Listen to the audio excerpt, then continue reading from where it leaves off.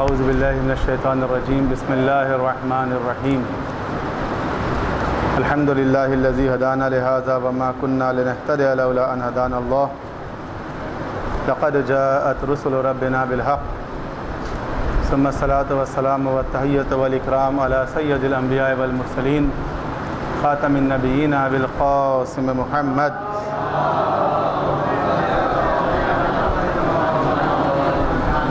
وآلہ الطیبین الطاہرین المعصومین المظلومین الذین اذهب اللہ عنہم الرجس وطہرہم تطہیرا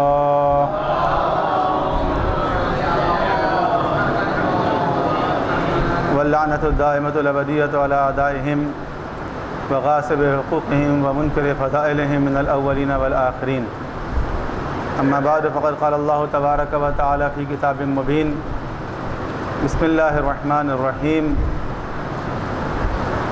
یا ایہا الذین آمنوا اتقوا اللہ حق تقاتہ ولا تموتن الا وانتم مسلمون صلوات علی محمد و آل محمد۔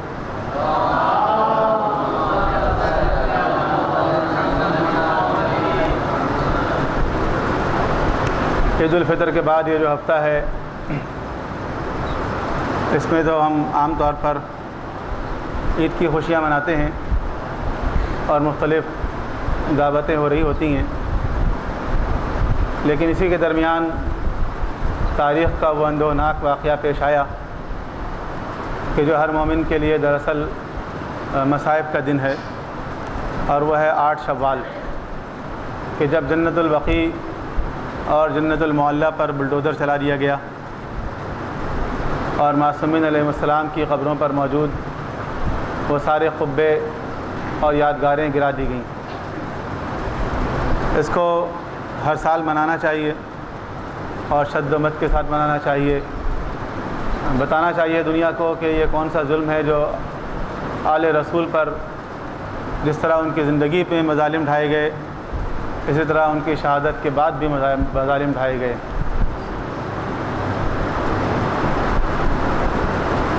اس حوالے سے بہت سارے پہلو ہیں، بہت سارے انداز سے اس پر گفتگو ہو سکتی ہے، لیکن ابھی آپ نے سن لیا کہ کچھ جلدی بھی ہے، یہاں پر شاید بجلی بند کرنا ہے یا کوئی بھی معاملہ ہے۔ بہرحال جب ہم ان کی عمروں کو تھے اور ہم کوئی پروگرام یہاں کروایا کرتے تھے، جب بھی یہاں کی انتظامیہ کا رویہ یہی ہوتا تھا کہ ہمارے بزرگ یہاں بیٹھے ہوئے ہیں اور وہ جانتے ہیں کہ 30 سال پہلے بھی یہاں پر یہی رویہ تھا کہ جو نوجوان دین کے لیے کچھ کام کرنا چاہتے ہیں، جو ٹی ٹی لے کر نہیں آتے، جو گالیاں نہیں دیتے، جو گلے میں ہاتھ ڈال کے بات نہیں کرتے، ان کے ساتھ یہی ہوتا ہے۔ اور یہ یہاں کی بات نہیں ہے، بہت سارے ٹرسٹی ایسے ہیں کہ انہوں نے یہی زبان سیکھی ہوئی ہے۔ وہ نوجوان جو بڑی مشکلوں سے کسی طرح زحمت کر کے ایک تربیتی پروگرام کرنا چاہتے ہیں، کوئی مجلس کرنا چاہتا ہے، کوئی درس کرنا چاہتا ہے، کوئی دعائے کمیل کرنا چاہتا ہے، جو تربیت کی بات کرتا ہے، جو اصلاح کی بات کرتا ہے، وہی مظلوم ہے، اسی کو دبایا جاتا ہے۔ اور جو دوسری زبان میں بات کرتا ہے، جس زبان کے لوگ سمجھتے ہیں آج کل جو مزاج بن گیا ہے، میں ان کی بات نہیں کر رہا ہوں، اس سے پیش رو بھی جو یہاں پر رہے ان کی روش بھی یہی ہے۔ شہید عارف حسین حسینی کی شہادت کا اعلان نہیں کرنے دیا گیا، یہاں مائک بند کر دیا گیا، یہ وہ جگہ ہے، لیکن یہ چیزیں چلتی نہیں ہیں۔ بہرحال اب الحمدللہ بہت بہتر حالات ہیں، پہلے کی طرح نہیں ہیں۔ میں تو ان دوستوں کو، ان برادران کو کہتا ہوں کہ آپ کے سامنے بہت اچھے حالات ہیں، پہلے اس سے بہت خراب حالات تھے اور اچھے ہو جائیں گے، کوئی ایسی بات نہیں ہے۔ انڈرسٹینڈنگ کے ساتھ چلنا چاہیے۔ ہر ادارہ ہے، اس ادارے کا کوئی نہ کوئی انتظامیہ بھی ہوتی ہے اور اس کی بھی کچھ ذمہ داریاں ہوتی ہیں، اس کی بھی کچھ مجبوریاں ہوتی ہیں، لیکن یہ ہے کہ یہ بچے ہمارے ہی بچے ہیں اور یہ ایک ہیلدی ایکٹیویٹی میں، ایک علمی ایکٹیویٹی میں، ایک دینی ایکٹیویٹی میں ہے، خدا نخواستہ یہ کوئی تقریبی کارروائی میں نہیں ہے۔ اور وہ لوگ جو تقریبی کارروائی ہیں ان کا میں ملوث ہیں، ان کا آپ کچھ نہیں بگاڑ سکتے، وہ 2 منٹ میں آپ کو سیدھا کر دیتے ہیں، ان کے سامنے آواز نہیں نکلتی۔ یہ روش ہے، وہ جو قرآن کریم نے کہا ہے کہ مومن کی شان یہ ہے کہ وہ آپس میں رحم دل اور دشمنان اسلام کے مقابلے میں سخت گیر ہوتے ہیں۔ یہاں آپس میں بہت زیادہ شیر ہیں، آپس میں ایک دوسرے کو دبانے کے لیے ساری طاقت اور رعب اور غصہ اور جذبات کا اظہار آپس میں کرتے ہیں۔ ایک تنظیم دوسرے تنظیم کے مقابلے میں، ایک انجمن دوسرے انجمن کے مقابلے میں، ایک پارٹی دوسرے پارٹی کے مقابلے میں، دشمنوں کے سامنے ان کی گھیگی بن جاتی ہے، دشمنوں کے سامنے بھیگی بلی بنے ہوتے ہیں، وہاں آواز نہیں نکلتی ہے، وہاں دب کے رہتے ہیں، وہاں ان کے پاؤں پہ ہاتھ رکھنے کے لیے تیار ہوتے ہیں۔ تو یہ تبدیلی ہونی چاہیے اس کے اندر، اور حقیقت پسندانہ جائزہ لینا چاہیے قبل اس کے کہ بغاوت کا ماحول پیدا ہو اور پھر آپ کو شکایت ہو۔ صلوات پڑھیے گا ایک محمد اور آل محمد پر۔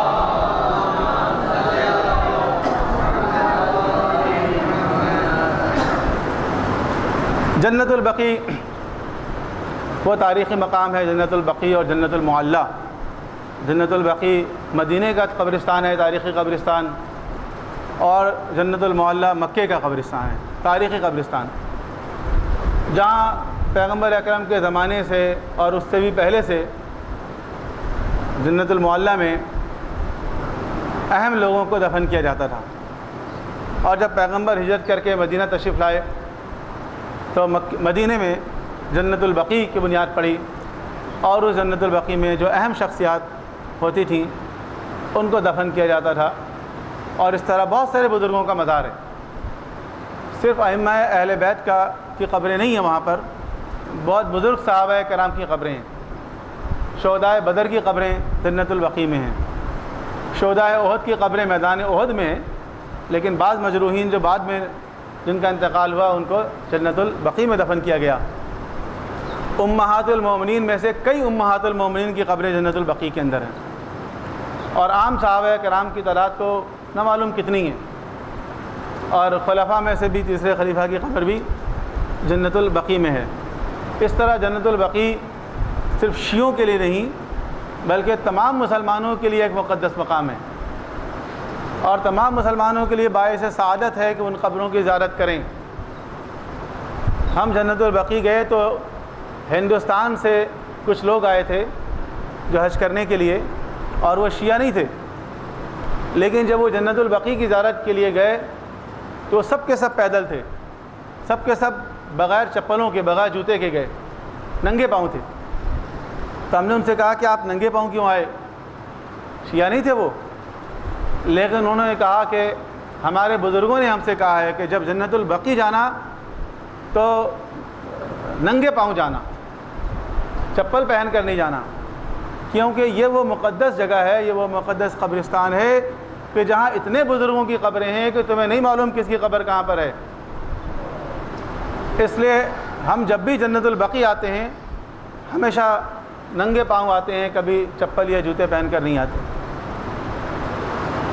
اور ویسے بھی آپ جا کر دیکھیں تو نہ صرف یہ کہ ہندوستان اور پاکستان کے مسلمان بلکہ یورپ اور افریقہ کے مسلمان بھی جنت البقیع کی زیارت کے لیے آتے ہیں۔ تمام مسلمانوں کے لیے یہ مقدس جگہ ہے، لیکن جب سے آل سعود کے پاس یہ اقتدار آیا انہوں نے اس کو مسمار کیا۔ خود آل سعود کے پاس جو اقتدار آیا وہ خود ایک عالم اسلام کے خلاف سازش کے تحت آیا، کیونکہ عالم اسلام کی قیادت، ایک خلافت جس کو آپ کمزور خلافت کہہ سکتے ہیں، وہ ترکوں کے ہاتھ میں تھی، اور سلطنت عثمانیہ مسلمانوں کا مرکز تھا۔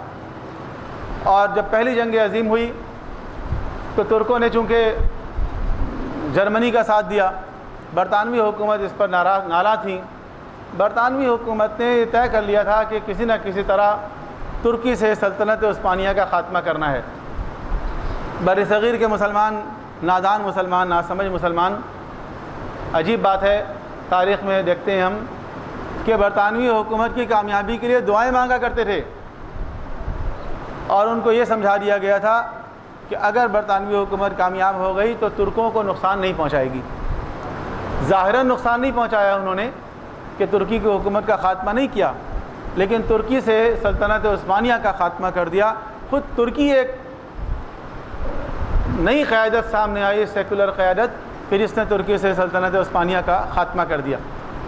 اس طرح مسلمانوں کے پاس جو ایک رہی صحیح مرکزیت تھی وہ بھی ختم ہو گئی۔ اور جب برطانوی حکومت اور پرتگیز کی حکومت اور فرانس کی حکومت، جن کے قبضے میں عرب کے مختلف خطے تھے، جب وہ یہاں سے جانے لگے تو یہاں عوام کے حوالے انہوں نے اقتدار نہیں کیا، نہ کسی منتخب جماعت کے حوالے کیا، بلکہ وہ خاندان کہ جنہوں نے ان کی چمچہ گیری کی تھی، وہ خاندان جنہوں نے ان کی خدمت کی تھی ان کے حوالے کر کے چلے گئے۔ انہی خاندانوں میں سے ایک خاندان یہ آل سعود ہیں۔ اور جو دوسرے ممالک میں آپ کو نظر آ رہے ہیں، کہیں اردن میں نظر آئے گا، کہیں عرب امارات میں نظر آتے ہیں آپ کو، کہیں یہ بحرین والا جو ہے یہ آل خلیفہ جس کو کہتے ہیں، یہ خلیفہ نہیں ہے، اس کا نام خلیفہ ہے۔ بحرین میں خلافت نہیں ہے، بلکہ اس کا نام، چونکہ اس کا جو اس کے آباء و اجداد تھے اس کا نام خلیفہ تھا، اس لیے وہ آل خلیفہ مشہور ہے۔ یہ سب کون لوگ تھے؟ اس سے پہلے ان کی تاریخ کیا تھی؟ اس سے پہلے یہ بحری قزاق تھے، جس طرح یہ صومالی قزاق آپ نے دیکھا نا پاکستانیوں کو پڑھتے ہیں، تو ان کی تاریخ یہ ہے کہ یہ بحری قزاق تھے اور لوگوں کو لوٹا کرتے تھے۔ بعد میں ان کے تعلقات برطانوی حکومت سے، فرانس کی حکومت سے ہو گئے، اور جاتے جاتے انہوں نے ان کو نواز دیا، پھر یہ رائل فیملی بن گئے، بادشاہ سلامت بن گئے، کہیں امیر بن گئے، کہیں خلیفہ بن گئے، اور اس طرح انہوں نے قبضہ کیا۔ آل سعود بھی اسی خاندان میں سے ہیں کہ جن کا تعلق اس زمانے کی برطانوی حکومت سے تھا، ان کے آباء و اجداد کا۔ جاتے جاتے انہوں نے ان کے حوالے یہ ریاست کر دی۔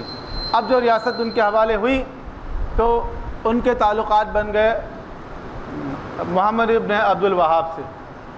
محمد ابن عبد الوہاب کا نظریہ، جس کو وہابیت کہتے ہیں، یہ تھا کہ ساری قبروں کو مسمار کر دو، ساری اٹھی ہوئی قبروں کو گرا دو، یہ ان کی اپنی فکر تھی۔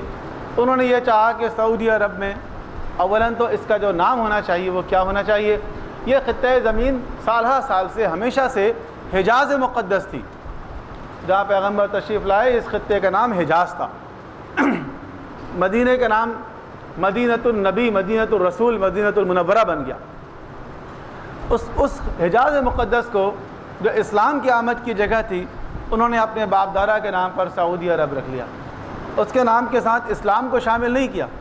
آپ کو کسی عرب ملک کے نام کے ساتھ اسلام نہیں ملے گا، جیسے پاکستان میں اسلامی جمہوریہ پاکستان ہمارا آفیشیل نام ہے، ایران کا نام اسلامی جمہوریہ ایران ہے، کسی عرب ملک کے نام میں آپ کو اسلام لکھا ہوا نہیں ملے گا۔ آفیشیل نیم کیا ہے ان کا؟ مملکۃ العربیۃ السعودیہ۔ عرب نیشنلزم کی بنیاد پہ انہوں نے یہ تمام چیزوں کو بنیاد رکھی۔ اور ممالک دیکھ لیں آپ مصر دیکھ لیں، آپ اردن دیکھ لیں، آپ عراق دیکھ لیں، آپ یمن دیکھ لیں، آپ عرب امارات دیکھ لیں، آپ یا کوئی بھی ریاست کو دیکھ لیں عرب ممالک کے، کسی کے نام کے ساتھ اسلام نہیں ہے، ان کا کبھی اسلام سے واسطہ نہیں رہا۔ لیکن چونکہ جو عبد الوہاب کا خاندان تھا، وہ اس کا اثر ان کے اوپر ہمیشہ ہے، جن کو آل الشیخ کہتے ہیں۔ ایک آل سعود ہیں، ایک آل الشیخ ہیں۔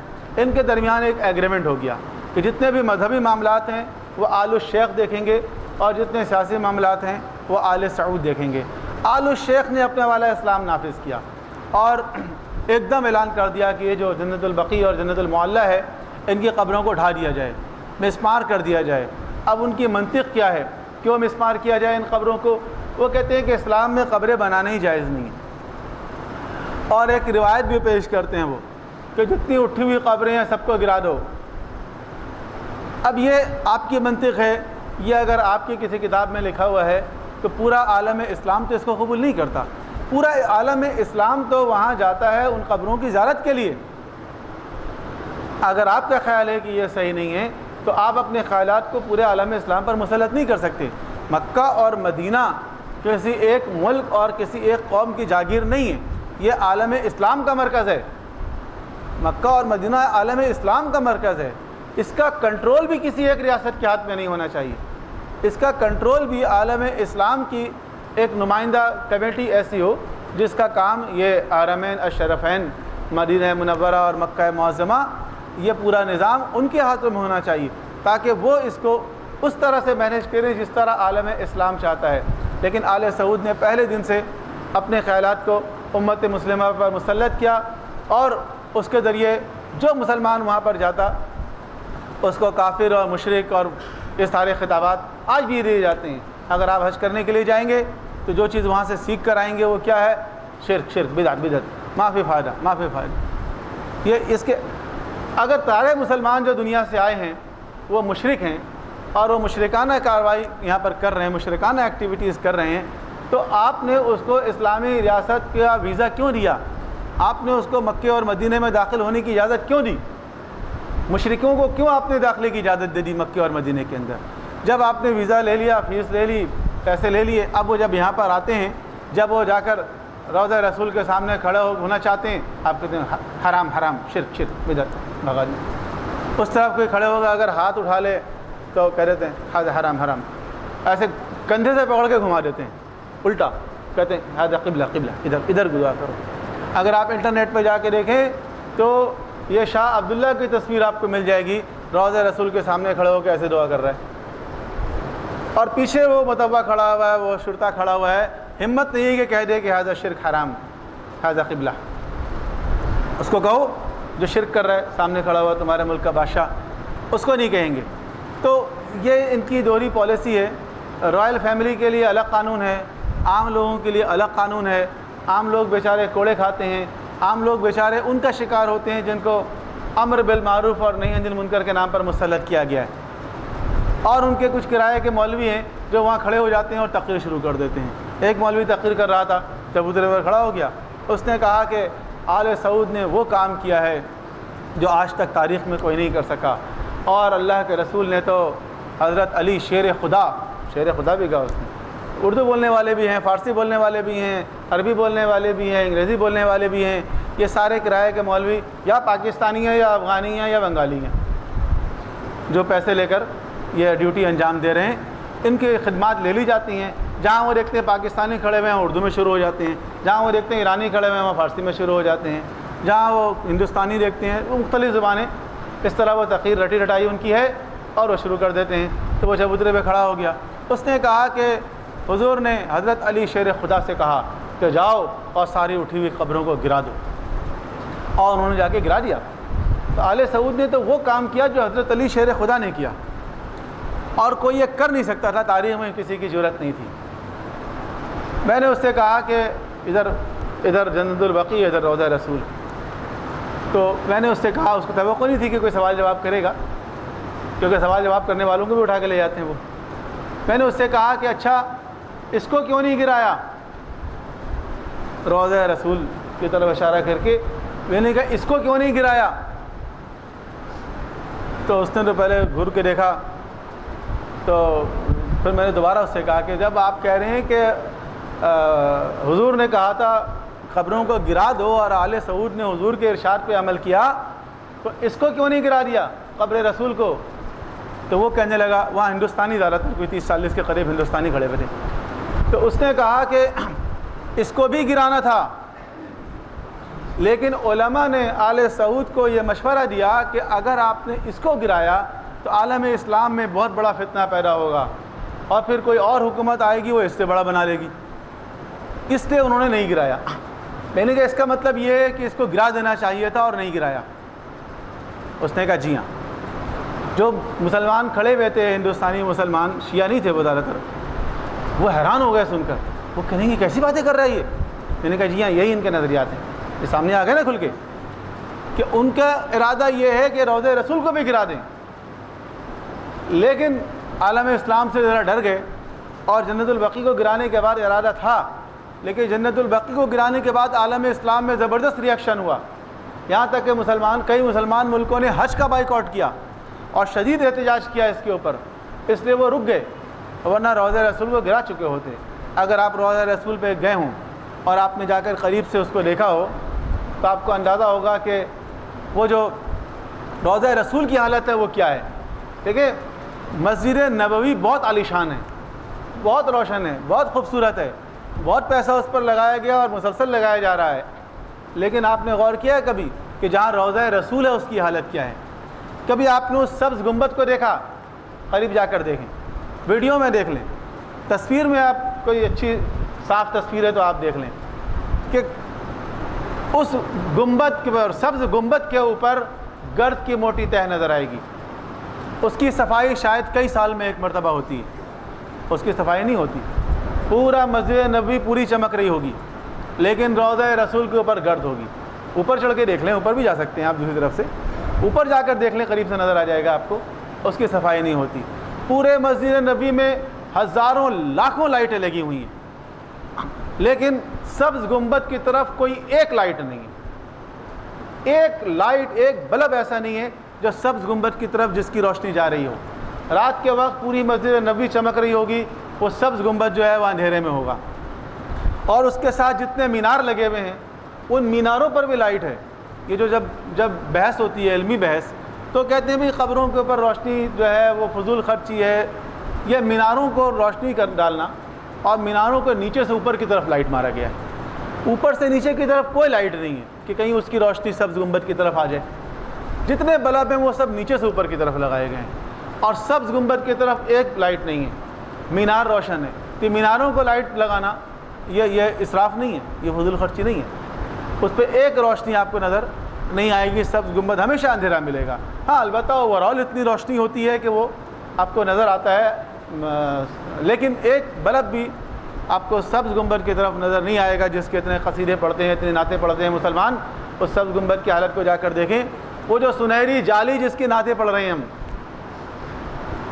اس سنہری جالی کو کبھی جا کر دیکھیں کہ اس کے اوپر کتنے سال سے کلر نہیں کیا گیا ہے، اس کی کوالٹی دیکھیں کہ کس خراب کوالٹی کی وہ جالی بنائی گئی ہے جو ہمارے محلے کے ویلڈنگ کے دکاندار بنا سکتا ہے، اور اس کے اندر جھانک کر دیکھیں، وہ جھانکنے کی اجازت نہیں ہے لیکن دیکھ لیتے ہیں مسلمان پھر بھی اندر سوراخ میں سے اندر جھانک کر دیکھے، گھپ اندھیرا ہے، کچھ نظر نہیں آئے گا، نہ کوئی قبر نظر آئے گی، نہ کوئی چادر نظر آئے، اندھیرا گھپ ہے، ایک لائٹ اندر نہیں ہے کہ جس سے پتہ چلے کہ اس کے اندر ہے کیا اصل میں۔ یہ نہ صرف جنت البقیع بلکہ خود روضہ رسول کی حالت یہ ہے، اور یہ کہتے ہیں کہ یہ سب چیزیں جائز ہی نہیں ہمارے لیے، اور یہ اللہ کے رسول کی قبر جو ہے وہ تو اس لیے باقی رہ گئی ہے کہ وہ حجرہ پہلے سے قائم تھا، اس پر چھت پہلے سے موجود تھی۔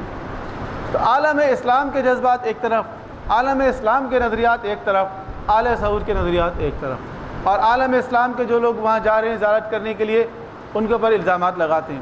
وہ کہتے ہیں جنت البقیع میں آئیں، آپ لوگ آئیں، قبروں کی زیارت کریں، لیکن قبر کی زیارت عبرت کے لیے کریں۔ تو وہ جو کہہ رہا تھا قبر کی زیارت عبرت کے لیے کریں، ان سے میں نے کہا کہ قبر کی زیارت جو ہم کرنے کے لیے آئے ہیں وہ عبرت کے لیے نہیں، وہ زیارت کے لیے آئے ہیں، کیونکہ پیغمبر نے قبر کی زیارت بھی کی ہے، زیارت، قبرستان زیارت کی نیت سے بھی پیغمبر گئے ہیں۔ پیغمبر اپنی والدہ گرامی کی قبر پہ زیارت کی نیت سے گئے، یہ حدیث کی کتابوں کے اندر موجود ہے۔ کیا نہیں گئے پیغمبر اپنی والدہ کی قبر پہ؟ پیغمبر اپنی والدہ کی قبر پہ گئے، امہات المومنین جایا کرتی تھیں، ام المومنین حضرت عائشہ رضی اللہ عنہا جایا کرتی تھی اپنے والد کی قبر پہ، اپنے پیغمبر کی قبر پہ، اپنے بھائی کی قبر پہ جایا کرتی تھیں، جناب سیدہ جایا کرتی تھیں، یہ صحابیاں ہیں۔ وہ کہتے ہیں جانا جائز ہی نہیں ہے، اور اگر آئیں تو عبرت کی نیت سے قبروں پر آئے۔ میں نے کہا عبرت کی نیت سے جو ہمارے محلے میں قبرستان ہے وہ کافی ہے، اگر کوئی انسان چلا جائے ایسی عبرت ہوگی کہ وہ سمجھ جائے گا قبر کتنی بری جگہ ہے، کتنی بھیانک اور کتنی وحشتناک جگہ ہے۔ لیکن یہاں جو لاکھوں روپے خرچ کر کے آ رہے ہیں ہم، یہ عبرت کے لیے نہیں آ رہے ہیں، یہ زیارت کے لیے آ رہے ہیں، کیونکہ پیغمبر زیارت کے لیے آئے ہیں قبروں کی، جناب سیدہ زیارت کے لیے آیا کرتی تھیں، امہات المومنین زیارت کے لیے آیا کرتی تھیں، اور صحابہ کرام زیارت کے لیے آیا کرتے تھے۔ قبر کی زیارت بھی ہے، جب قبر کی زیارت ہے موجود تو قبر ہوگی تو زیارت کریں گے، اگر قبر بلڈوز کر دیں گے تو کس چیز کی زیارت کریں گے؟ قبر ہوگی تو زیارت کریں گے نا، اگر قبر ہی نہیں ہوگی تو کیسے زیارت کریں گے؟ تو ان قبروں کو انہوں نے ڈھا دیا، اور خاص کر آپ جائیں گے تو دیکھیں گے کہ وہ قبریں جو اہل بیت کی ہیں، امام حسن کی قبر ہے، امام سجاد کی قبر ہے، امام صادق علیہ السلام کی قبر ہے، ان قبروں کو بند کر دیا گیا ہے، گھیر دیا گیا ہے، زنجیر لگا دی گئی ہے، وہاں پہرے دار کھڑے کر دیے گئے ہیں، پورا جنت البقیع خالی ہے۔ آپ کہیں بھی جائیں، کسی بھی قبر پہ چلے جائیں اور کسی قبر پہ کوئی پہرا نہیں ہے، وہ قبریں جن کا تعلق اہل بیت علیہ السلام سے ہے ان کے اوپر پہرا ہے۔ جناب عباس کی والدہ فاطمہ، جناب ام البنین کی قبر جو دروازے کے ساتھ ہی ہے اس کے اوپر پہرا لگا ہوا ہے، وہ پورا جنت البقیع خالی ہے۔ وہ کہتے ہیں یہاں پر لوگ آتے ہیں اور مشرکانہ حرکتیں کرتے ہیں، اگر مشرکانہ حرکت کوئی کرتا ہے تو آپ اس کو روکیں، لیکن ان قبروں کے اوپر کیوں پہرا ہے؟ باقی قبریں کیوں خالی ہیں؟ اگر کوئی کبوتر کے لیے دانہ لے کر چلا جائے تو اسے وہی چھین لیتے ہیں، کہتے ہیں یہ کیا شرک ہے، بدعت ہے، تم لوگ دانہ لے کر آ گئے۔ ہاں تھوڑا سا آپ آگے چلے گئے، وہاں وہ قبریں ہیں، قبریں وہ بھی بے شک گری ہوئی ہیں، لیکن اگر آپ جا کے دیکھیں تو وہ سلیقے سے بنا ہوا ہے، اس کی ایک باؤنڈری، ایک ہاؤس کی طرح پکی پختہ بنی ہوئی ہے، ایریا بھی اس کو زیادہ دیا گیا ہے اور وہ کھلا ہوا بھی ہے۔ اور ایک تصویر جو میں نے خود کھینچی ہے اپنے ایک دوست کو کھڑا کر کے، میں نے کہا ایک وہاں پر وہ کھڑا ہوا ہے ان کا متوع، اس کے برابر میں وہ کھڑے ہو کر اس قبر کے اوپر، جس کا نام لینا مناسب نہیں ہے، اس قبر کے اوپر کھڑے ہو کر ایسے فاتحہ پڑھ رہے ہیں اور وہ متوع منع نہیں کر رہے ہیں، اس قبر پہ منع نہیں کر رہا ہے، باقی تمام قبروں پہ منع ہے، پیغمبر کی قبر پہ بھی منع ہے، لیکن اس قبر پہ منع نہیں ہے۔ اس قبر پہ آ کے وہ دانہ ایسے ڈال رہے ہیں، کوئی منع نہیں ہے، کوئی نہیں روک رہا ہے ان کو۔ یہ الگ بات ہے کہ دانہ ڈال رہے ہیں لیکن کبوتر وہاں نہیں آ رہے ہیں، دانہ تو لوگ ڈال رہے ہیں فری ہے، منع نہیں ہے، لیکن کبوتر بھی وہاں پر نہیں جا رہے ہیں، لیکن وہاں پر کوئی پابندی نہیں ہے، وہاں لوگ جا رہے ہیں، ہاتھ اٹھا کے دعا بھی کر رہے ہیں، کوئی منع نہیں ہے۔ تو کن قبروں پر پابندی ہے؟ اہل بیت کی قبروں۔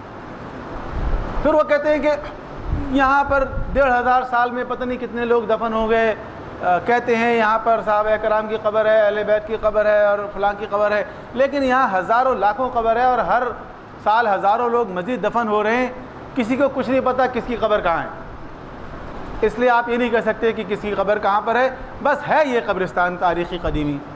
اچھا اگر نہیں پتہ تو ایک مخصوص قبر کے سامنے آپ کیوں کھڑے ہوئے ہیں؟ اسی کو آپ نے کیوں گھیرا ہوا ہے؟ پورے شہر میں بھی آپ نکل کر جائیں، ایک مخصوص جگہ ہے جہاں پر کھڑے ہوئے ہیں، یہ یہاں نہیں جائیں، یہاں کچھ نہیں ہے، یہاں کچھ نہیں، یہاں کچھ نہیں۔ میں نے کہا یہاں اگر کچھ نہیں ہے تو آپ کیوں کھڑے ہوئے ہیں؟ کچھ تو ہے یہاں پر، اگر کچھ نہیں ہے تو آپ کو کیوں کھڑا کیا گیا ہے یہاں پر؟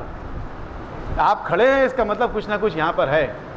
اس علاقے کے اندر 7 مسجدیں تھیں، تاریخ سے ثابت ہے کہ 7 مسجدیں تھیں، اس وقت 4 مسجدیں ہیں، وہ چاروں مسجدیں نظر آ رہی ہیں جہاں لوگ جا بھی سکتے ہیں، نماز بھی پڑھ سکتے ہیں۔ 3 مسجدیں کہاں گئیں اور مسجدیں کیوں ختم ہو گئیں؟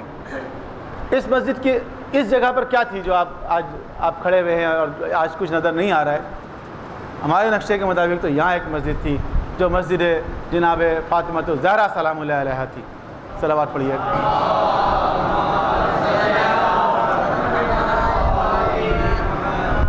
تو اس طرح وہ لوگوں کو گمراہ کر رہے ہیں، تاریخی نشانیوں کو مٹا رہے ہیں۔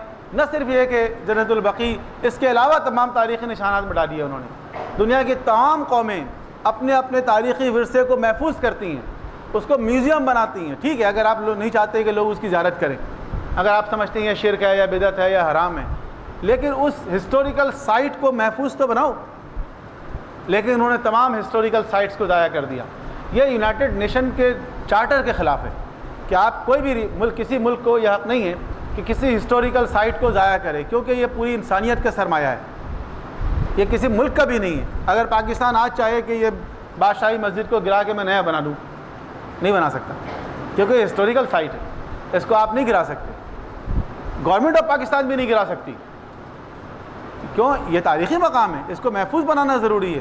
آپ آج جا کے دیکھیں آل سعود نے کیا کیا ہے، وہ مکان جس میں پیغمبر کی ولادت ہوئی، اس مکان کو صاف کر دیا گیا، وہاں ایک نام نہاد لائبریری بنا دی گئی جو ہمیشہ بند رہتی ہے، اور اس لائبریری کی طرف جانا منع ہے۔ نہیں یہاں نہیں، کوئی یہاں کچھ نہیں ہے، یہاں کچھ نہیں، کچھ نہیں تو کیوں روک رہے ہیں آپ؟ اگر یہاں کچھ نہیں ہے تو روکنے کی کیا ضرورت ہے؟ آپ اس مکان کو گرا کے اس کو ایک عمارت بنا دی گئی ہے، اس کا نام رکھ دیا گیا لائبریری۔ لائبریری ابھی کچھ نہیں ہے، وہ صرف یہ ہے کہ وہ مقام چونکہ پیغمبر کی ولادت گاہ تھی، اس کو ضائع کرنے کے لیے، اس کو ختم کرنے کے لیے انہوں نے یہ کیا۔ جو بنو ہاشم کا پورا محلہ تھا، سب سے زیادہ افسوسناک بات یہ ہے، جو بنو ہاشم کا محلہ تھا اس پورے کو صاف کر کے وہاں واش رومز بنا دیے گئے۔ وہ مکان جگہ کے جہاں پر جناب خدیجہ کا مکان تھا اس کو صاف کر دیا گیا، وہاں بجلی کا ایک کھمبا لگا دیا گیا۔ تمام تاریخی مقامات کو انہوں نے ختم کیا، اور جو مسلمان جاتے ہیں ان سب کو مشرک اور کافر قرار دیتے ہیں۔ یہ آل سعود کی داستان یا آل سعود کی تاریخ کوئی نئی نہیں ہے، پہلے بھی ان کے آباء و اجداد یہی کرتے رہے ہیں، اور آج بھی عالم اسلام کے خلاف ان کی روش یہی ہے۔ آپ دیکھیں گے پورے عالم اسلام کے جذبات ایک طرف، ان کے ایک طرف، کبھی عالم اسلام کے جذبات کی ترجمانی نہیں کرتے کسی بھی فورم میں، کسی بھی جگہ، ہمیشہ عالمی استکبار، طاغوتی طاقتوں کی نمائندگی کرتے ہیں۔ کسی فورم میں آپ دیکھ لیں، کبھی انہوں نے دشمنان اسلام کے خلاف آواز بلند نہیں کی۔ وہ جو دشمنان اسلام کے خلاف آواز بلند کرنے کے لیے مکے کی سڑکوں میں نکلے، انہوں نے گولیاں چلائیں، 400 سے زیادہ حاجیوں کو انہوں نے قتل کر دیا۔ بعد میں کہہ لیں گے یہ حاجی جو ہے وہ خانہ کعبہ پہ قبضہ کرنا چاہتے تھے۔ وہ باہر روڈ کے اوپر تھے، خانہ کعبہ کے اندر نہیں تھے، وہ باہر خانہ کعبہ سے کم و بیش 1 کلومیٹر کے فاصلے پر تھا وہ جلوس، اور ان کے پاس سے چھریاں برآمد ہوئی۔ وہ چھریوں کی تصویر دکھائی انہوں نے۔ وہ چھریاں وہ تھی جو کچن کے اوپر استعمال ہوتی ہیں، کچن کے اندر۔ ان چھریوں سے وہ خانہ کعبہ پہ قبضہ کرنے کے لیے آ رہے تھے۔ نہیں، اصل میں تو وہ اس مظاہرے کے ذریعے عالمی طاغوتی طاقت کے خلاف مظاہرہ کر رہے تھے، دشمنان اسلام کے خلاف مظاہرہ کر رہے تھے، اور یہ دشمنان اسلام کے حقوق کا تحفظ کرنے کا عزم کیے ہوئے بیٹھے ہوئے۔ انہوں نے حاجیوں پر گولی چلا دیا، انہوں نے حاجیوں کو قتل کر دیا۔ تو عالم اسلام کے جذبات کی کبھی انہوں نے ترجمانی نہیں کی۔ کسی ملک کے اندر کوئی ظالم حکمران اپنی قوم کے غیظ و غضب کا نشانہ بنا، انہوں نے اپنے یہاں پناہ دی۔ اپنے ملک میں دیکھ لیں، حکومت ختم ہوئی، ان کو برطرف کیا گیا، انہوں نے فوراً رائل چارٹر تیار آ گیا، وہ اٹھا کے لے گیا۔ آپ نے ٹھیکہ لیا ہوا ہے دنیا کے تمام کرپٹ لوگوں کو جمع کرنے کا۔ یمن والا علی عبداللہ صالح وہاں سے وہ راندہ درگاہ ہوا، فوراً جا کے سعودی عرب میں پناہ لے لیا اس نے۔ باقی بھی کئی لوگوں کو آفر تھی لیکن وہ جا نہیں سکے، وہ پکڑے گئے۔ تو آپ نے عالم اسلام کے جتنے مغضوب اور منفور لیڈرز ہیں، جو حکمران ہیں، ان کا یتیم خانہ بنایا ہوا ہے اپنے یہاں کہ ان سب کو آپ پناہ دیں گے، اور امت مسلمہ جہاں بیداری آ رہی ہے، جہاں بیداری کی لہریں آ رہی ہیں، ان کا کبھی آپ نے ساتھ نہیں دیا۔ جتنے پورے عرب ممالک کے اندر بیداری کی تحریک چلی، کسی کا ساتھ انہوں نے نہیں دیا۔ ساتھ کس کا دے رہے ہیں؟ ساتھ دے رہے ہیں سیریا کا، شام کے اپوزیشن کا۔ کیوں؟ اس لیے کہ یہ امریکہ کا اشارہ ہے کہ شام کی حکومت کو گرانا ہے۔ یہ وہ حکومت ہے جو ایران کی حمایت کرتی ہے، یہ وہ حکومت ہے جو حزب اللہ کی حمایت کرتی ہے، یہ وہ حکومت ہے جو فلسطین کی حمایت کرتی ہے، اور فلسطین کے اندر خاص کر حماس کی حمایت کرتی ہے۔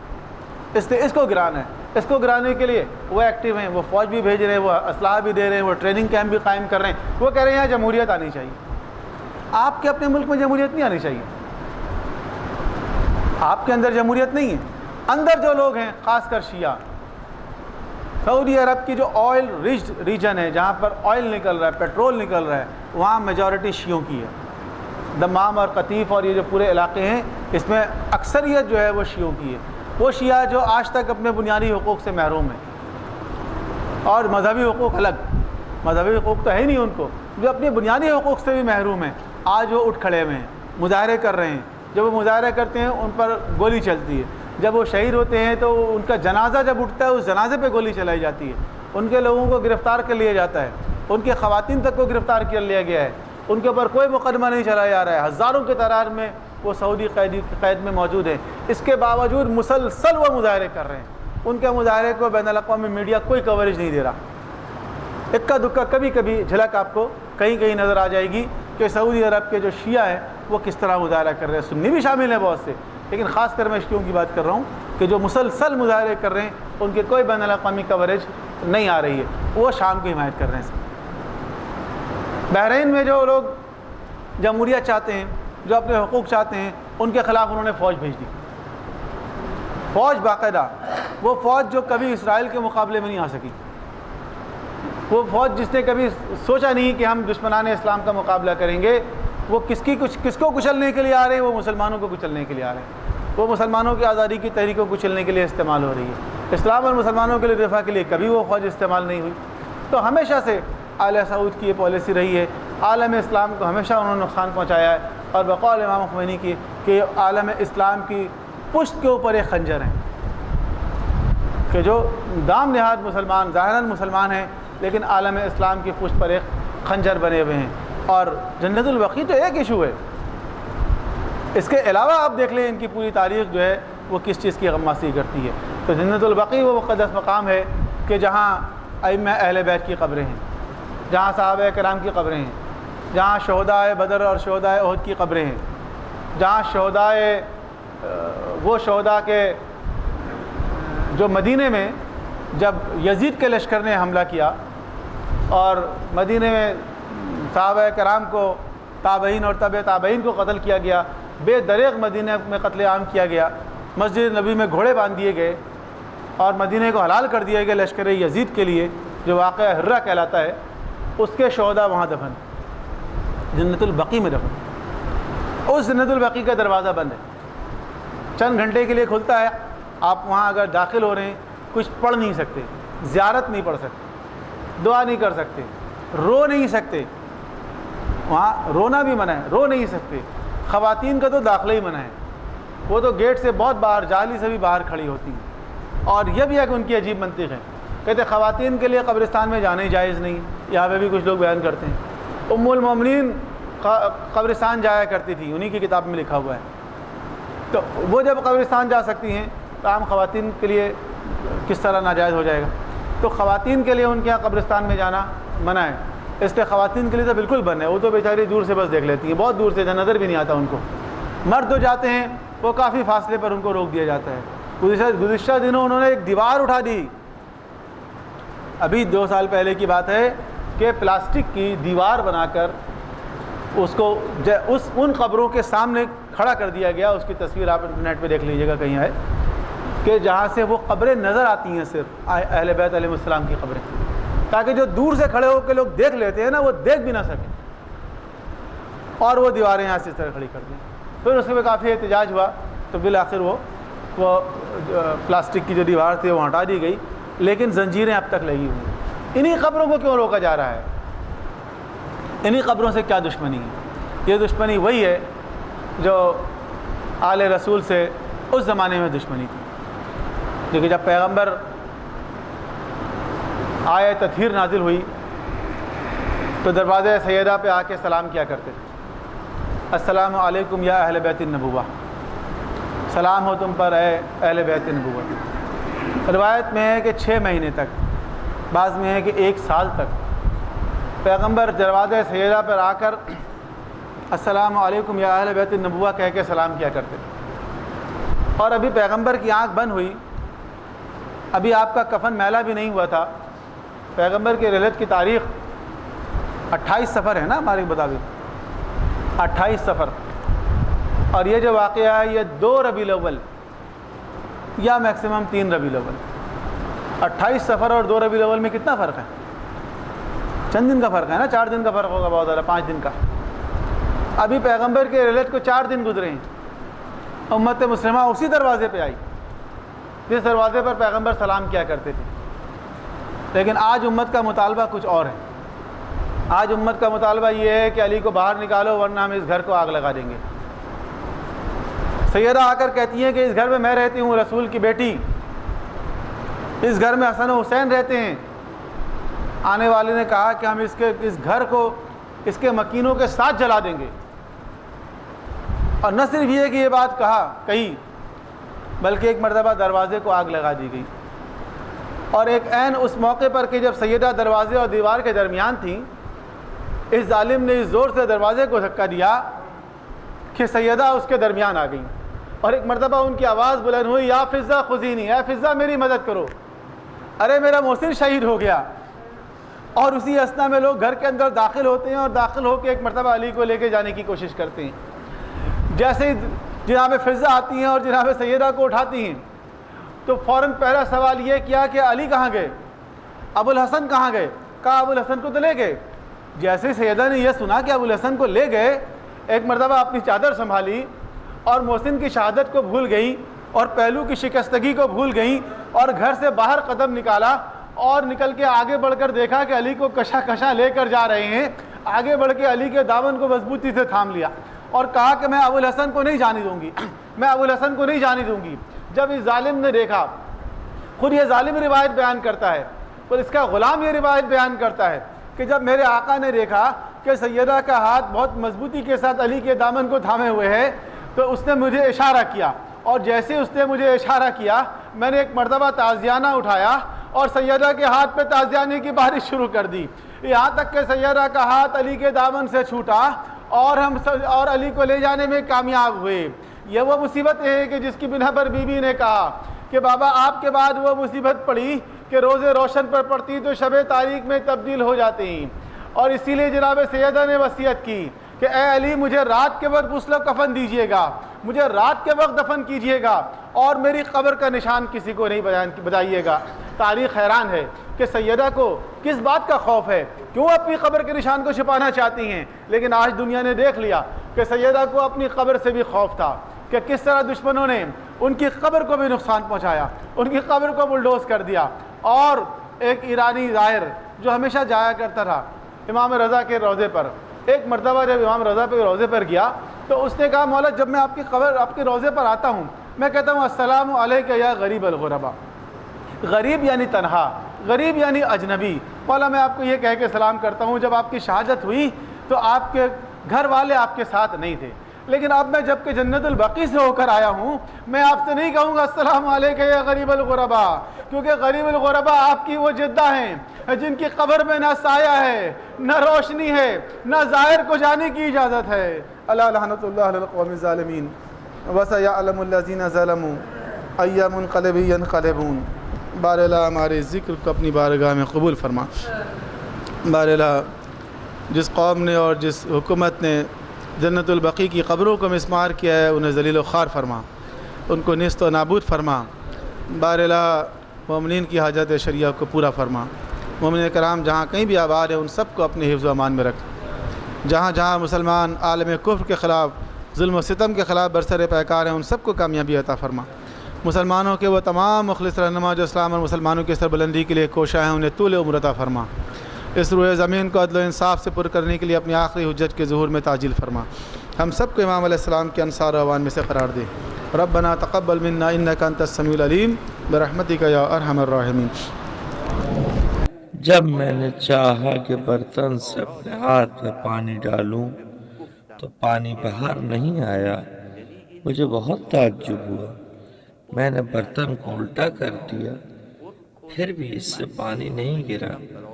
سید ابن طاؤس فرماتے ہیں